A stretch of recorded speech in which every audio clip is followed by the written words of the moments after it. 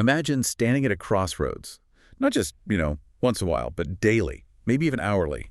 And before you, there are these two figures, both calling out, promising different things. It's a really vivid picture, and it's not just some dusty old text, is it? It feels immediate. Exactly. Today in this deep dive, we're getting into Proverbs chapter 9. It sets up this powerful showdown, really, between wisdom and folly.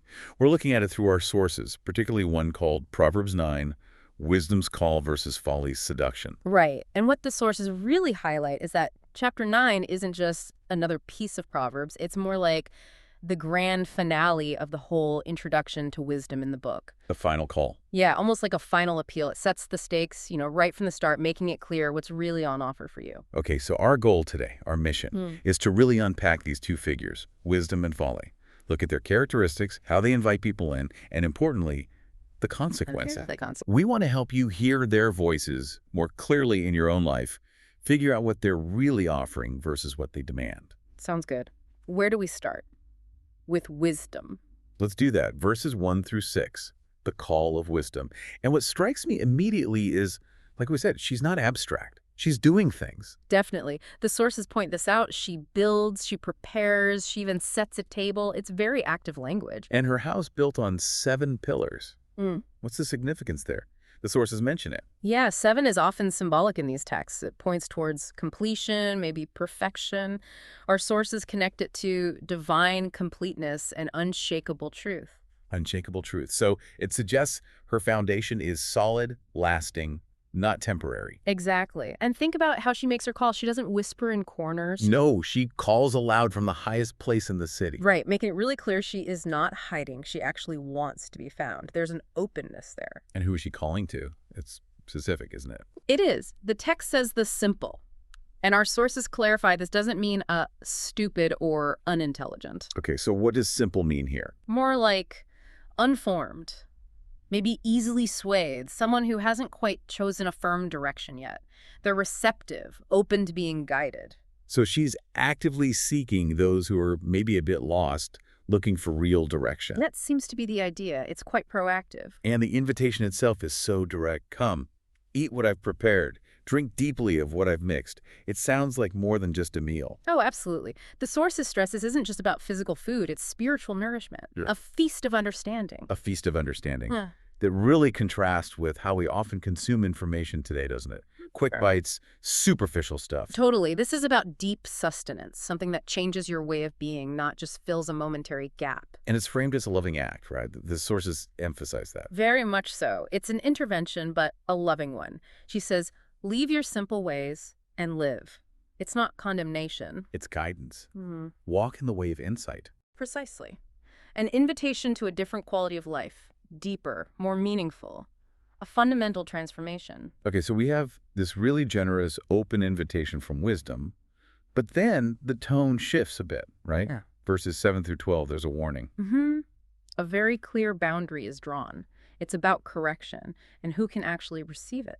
Yeah, our sources really dig into this. It's not just about giving correction, but about the readiness to receive it, the disposition of the heart. That's the key phrase. The text draws this really sharp line.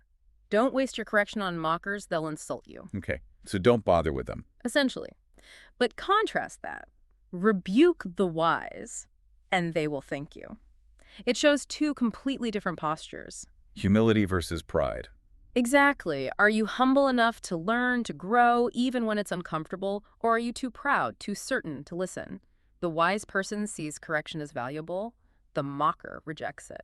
That difference is stark. Which brings us to that foundational line. The fear of the Lord is the beginning of wisdom. Now, fear can sound negative to modern ears. How do the sources suggest we understand that?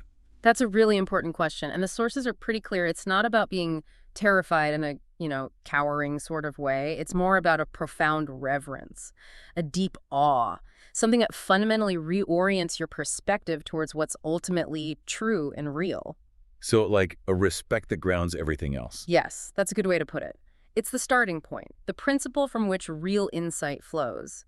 And embracing this kind of wisdom, this perspective, it has tangible benefits according to the text. Like what? It will lengthen your days, add meaning to your life. It promises a fuller, more purposeful existence. But there's a flip side for the mocker. Oh, yeah. If you mock wisdom, if you reject it, the consequences are yours alone. You bear that burden solo. You reap what you sow, essentially. Okay, so wisdom offers life and meaning, but also requires humility and warns about unreceptive hearts. Then, almost immediately, the scene just flips. Verses 13 to 18. Dramatically. We're introduced to the house of folly. And it's not just another option. The sources frame it as a seduction, right? A kind of dark mirror. A very dark mirror.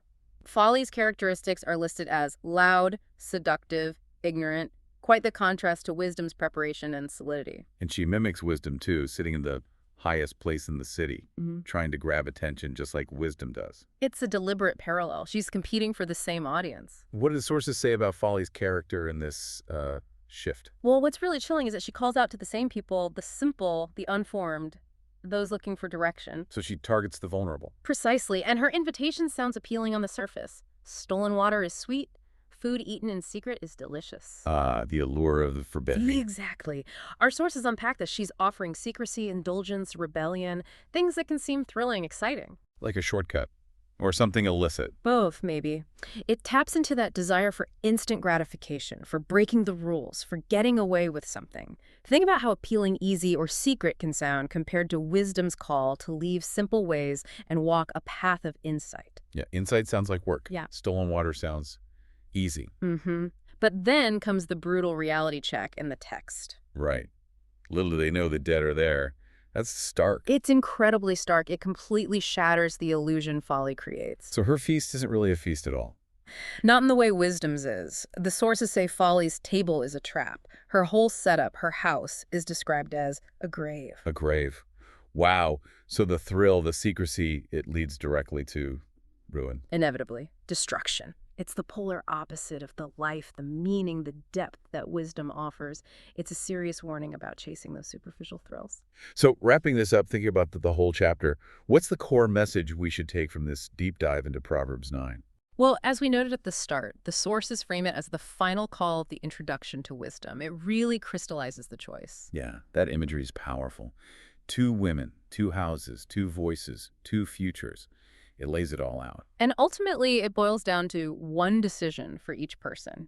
You hear both voices. One offers life, truth, peace. Yeah.